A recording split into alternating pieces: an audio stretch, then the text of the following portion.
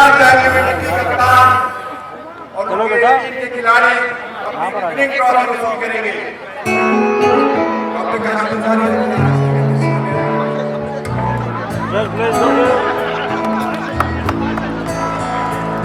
आज के टूर्नामेंट की टीम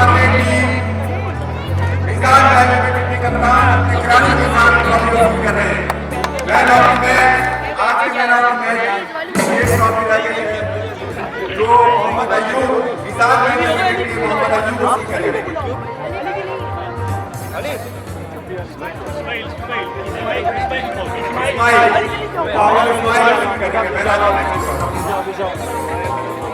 पीछे पीछे पीछे मैं